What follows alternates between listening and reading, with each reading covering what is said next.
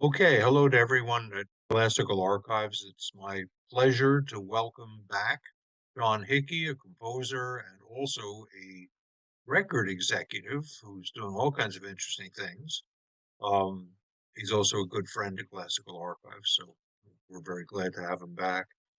What I wanted to actually talk to you about today, Sean, was about your composition for piano Fluid, Yeah. which was recently included in a new, I guess you'd call it a compendium of different piano pieces recorded by Lara Downes in a new album called Love at Last.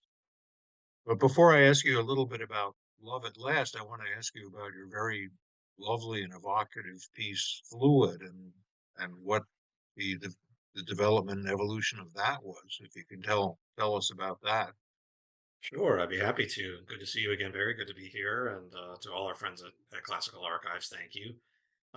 Fluid came about in fall of 2020, which, if you recall, you probably don't need prompting from me. It was pretty grim time before we had been, isolated from the world, especially in New York City. We felt it really hard from one another for several months at that point, and vaccines were still somewhat far on the horizon. Um, and I had, a lot of changes in my family and some, rather sad circumstances that my family and I were dealing with at the time. And Lara Downes, who's a dear friend of mine for many years now, and I think just such a brilliant and forward-thinking musician, entrepreneur in every aspect of both those words, approached me with an idea, and really about the promises that we make to one another, and just at the time was a rather vague concept of something that she wanted to do, but would be fleshed out very quickly in her sort of inimitable style. And she asked me to write a piece for this particular idea that she had, which would be a compendium, for lack of a better word, of pieces, contemporary and otherwise, of works on these particular subjects, or inspired by some particular subjects and events, um, and which would later be recorded. And that's the recording that has been released on Pentatone just 2 weeks ago. Love at Last. And my particular piece is called Fluid. It's a short solo piano piece, and it's inspired by uh, you know, really the sort of unique journey of our own daughter, journey through mental health and gender and really sort of fluidity.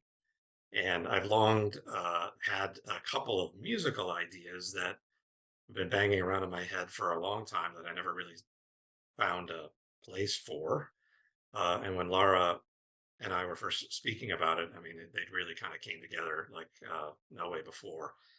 That is to use a particular rhythmic motive from Debussy's La Mer, the Sea, well-known piece, interposed with a very small 4 or 5 chord sequence from Joni Mitchell's piece River from her album Blue.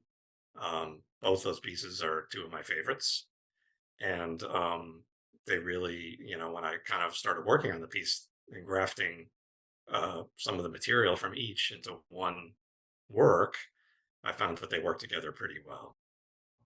And so it is in many ways dedicated to our daughter Sarah and her particular journey, but inspired by the nature of water. And yeah, and I'm just honored to have it on Pentatone and all of the work that Laura's done, and this great recording. So do those same two musical elements that you just mentioned, do they flow through the other pieces on the recording as well? No, not at all. I mean, so the concept of the album ended up being inspired. Lara was inspired directly by a great Ukrainian poet who composed a piece called "Love at Last." Love at last shall bind us all. And I'll butcher it if I quote it, so I won't do it.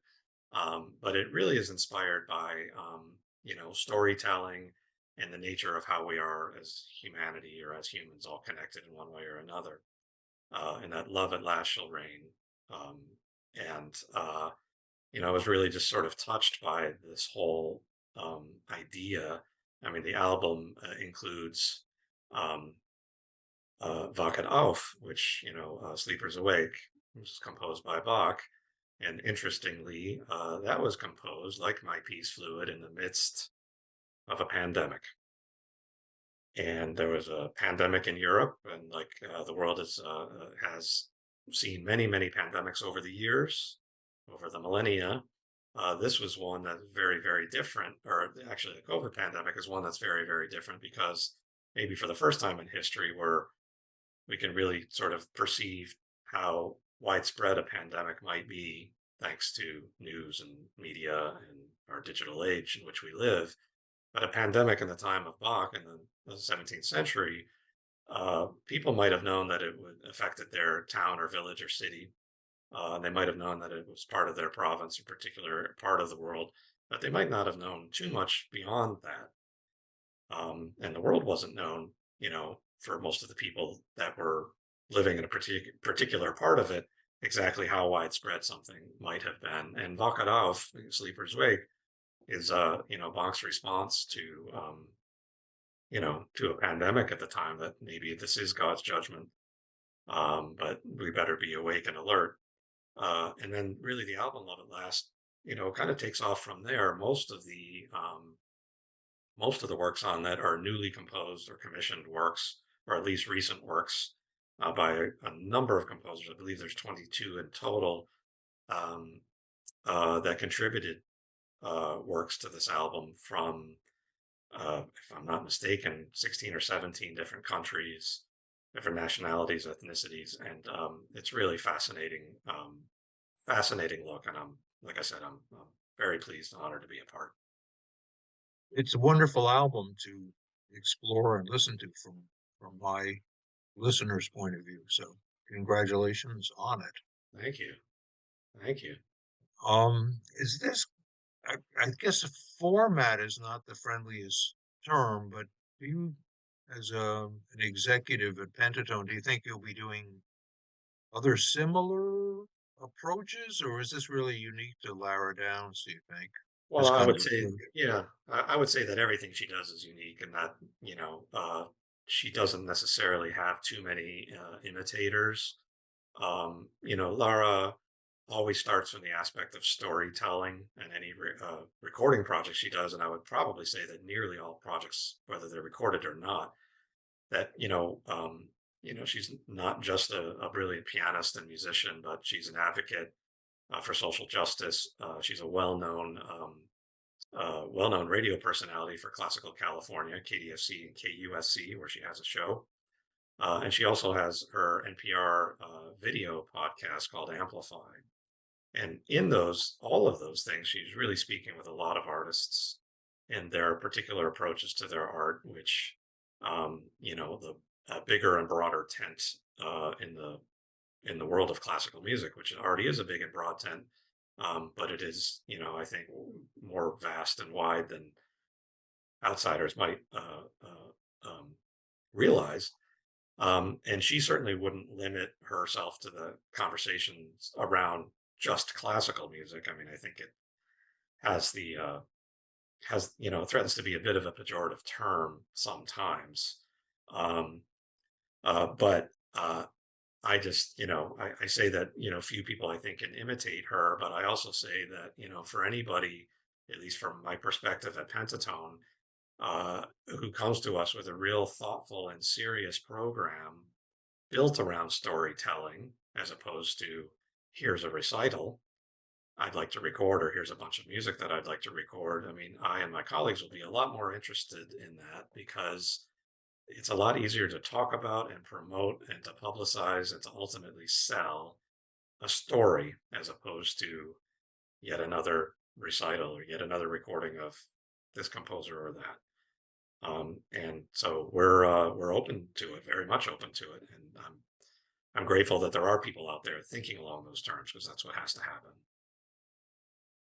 It's interesting. I wonder if a kind of coexisting trend has been changing actual live recital formats. There used to be a joke back when I was in conservatory and afterwards that audiences were the loneliest people in the world because nobody ever said anything to them. Right. And then at a certain point, people really started to talk to audiences. Um, and I guess concurrently with that, I mean, the old um, formalized kind of recital structure that used to exist. The Haydn sonata followed by this, that, and the other thing. That's all loosened up. It's become much more personal. So it's a nice time to be interested in classical music, I think. I agree 100%. And I'm one that probably will, the sort of format of the Baroque or classical era work, followed by a romantic war horse, followed by something from the 20th or 21st century at the end, and maybe a shorter thing or an encore. Um, sometimes works and works brilliantly well, and it's there for a reason because audiences respond to it, and I'm one of them. But I also think that it is a great time. I mean, when it comes to live music, I don't necessarily seek out a program like that. It just feels um, like something I could get some other time from somewhere else. So why do it tonight, kind of thing. Hmm. But I do think there's a lot more creativity in recital building now. And I think there's a lot more creativity on album program building now. I mean, there was a time not all that long ago, 10 years ago or less, that if an artist had a particular recital program that they were happy with, that audiences responded to, it basically take it as a proposal to record labels, and would often be disillusioned a bit that labels wouldn't be all that excited about this thing. Well, it doesn't work. It generally does not work. um, it, Yeah, it might work if you're Martha Argerich and you had some historic Carnegie Hall recital, or something at Verbier. But even that nowadays has some real limitations to it, and not everybody can really do it and do it well. it's funny. Sometimes when I'm going looking for a particular piece on classical archives, I'll find, it in all the usual places, and suddenly it'll crop up on something like, music for babies or music for lovers or Mhm. music for dinner. There's still people are still programming that kind of thing, which is very funny. I mean, I guess the idea is you try to make money from what you've got, And but to me, if that opens up music for dinner or music for sleeping or whatever, opens up a new audience for classical music, I'm 110% for it all the time. I okay. mean, the playlist era, of which we're in now for over a decade, is done more for discovery than almost any other event, if you can call it an event, in the history of the recording industry. So over 100 years now, playlisting allows for discovery. So something like Fluid, which on its own I think stands alone as an individual piece, as an individual track, as part of an album, Love at Last, and part of a successful recording. But it can also stand as being part of a playlist somewhere else, along those lines. I'm very happy that ASCAP, my performing rights organization, put it on their weekly playlist today, Great. along with a lot of big names in popular music like Tame Impala, etc. So that's great. That really contextualizes and I think demystifies classical music, when classical music can be part of a broader discussion, a broader presentation of music. And when we talk about occasional music, music for occasions, so music for your Sunday morning, coffee brewing or breakfast making or whatever. I mean, that's a big thing. A lot of people listen at that moment to classical music. So how do we get a little piece of that? That's what we're very, very interested in all the time, programming. Yeah, no, that's wonderful. I when I sort of go out and socialize with people who don't know anything about classical music, a common question is, what should I listen to? Where should I start listening to classical music? So, what you're talking about is, in a sense, an answer to that question. That's right. That's right.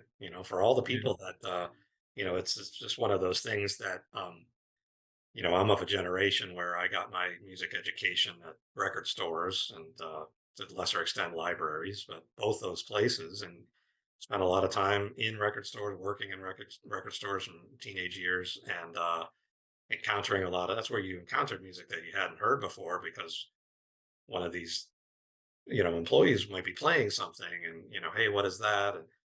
And then in the era of mega stores in the 90s, especially in Tower Records and HMV and Virgin and all those places, the classical room was always sort of walled off from the rest of the store, usually with, Yeah. glass doors. And there'd be the, kind of creepy guy in there that the guy who was, buying something else or whatever record was out there in the main department wouldn't necessarily feel compelled to open those glass doors and go take a look around. And Right. in the digital age, classical archive is a great example. That doesn't necessarily need to be that way. I mean, there doesn't need to be those sort of walls and barriers and silos. I mean, right now, a lot more people are discovering classical music than at any point in history. And that's to me a very good thing. That's terrific.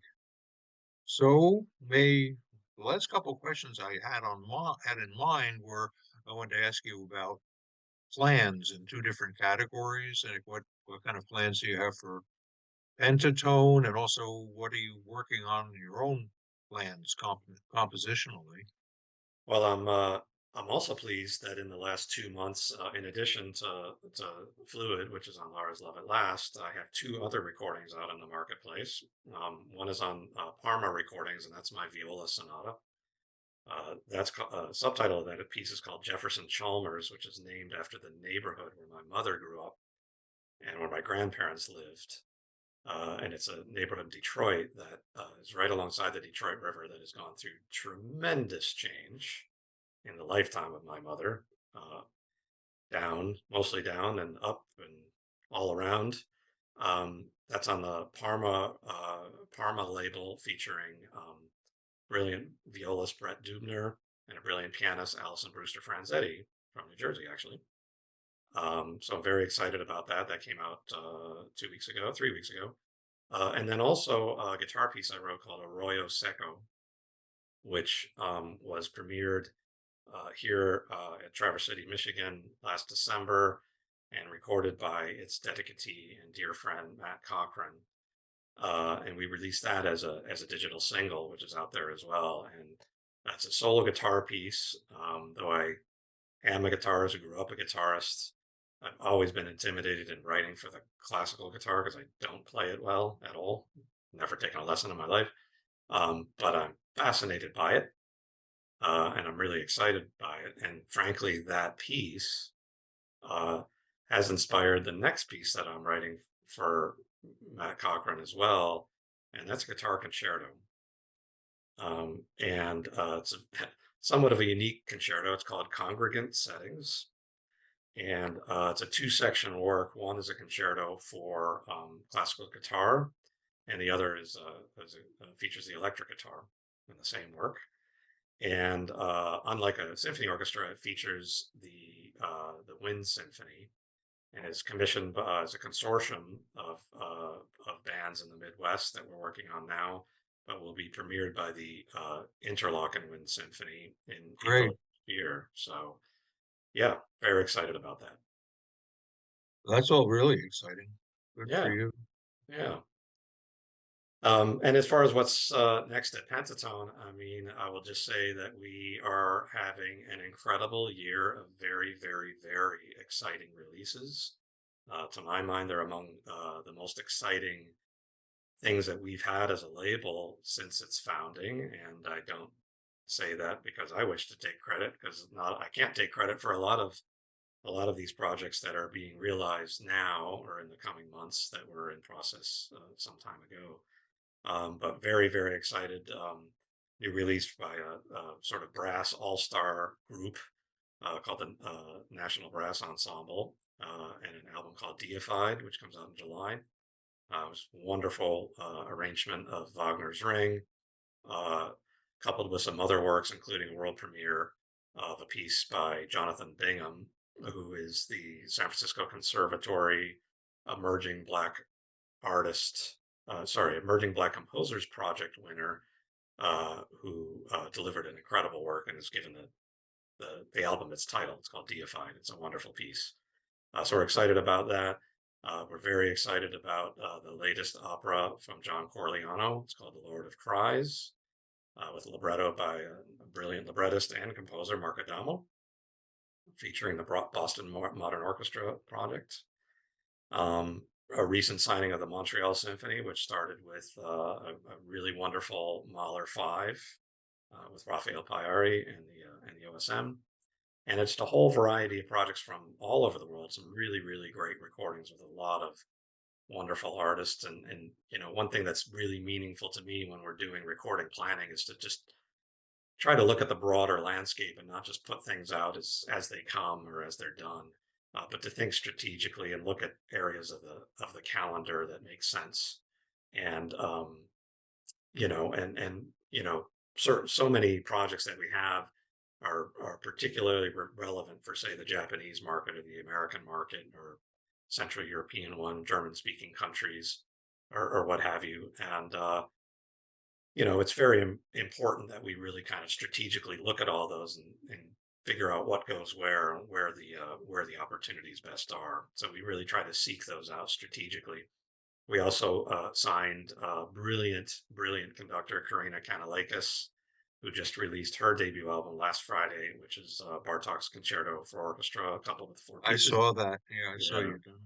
yeah, and she's just great. And I think it's just a tremendous sounding recording. And it's really, though she's been around some time and she's conducting everywhere, this is really her best and most proper sort of recording debut. So we're very excited to work with her. She's just a real pleasure.